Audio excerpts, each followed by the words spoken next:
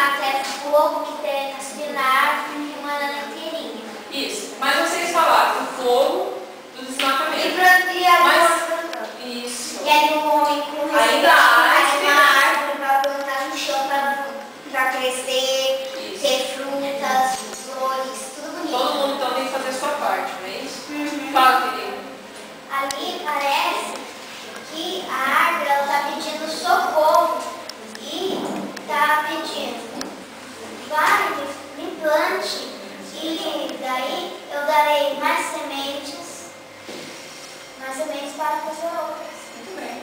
Passa aí para você que tem um último aí. Bom, pessoal, vamos escolher uma dessas obras depois, isso vai ser bem depois, e vamos fazer um desenho de primavera. Mas não vai parar por aí. Temos muitas coisas para fazer. Na próxima aula, a professora Adelaide, a professora nossa, ela vai agendar uma hora para a gente ir num lugar para a gente fotografar várias flores. Vocês têm? Eu tenho. Pode fazer? Traz. Eu vou mostrar minha mãe no pessoal. E daí a gente vai fazer um passeio na próxima aula e vai fotografar vários lugares com flores, tá bom? Pode ser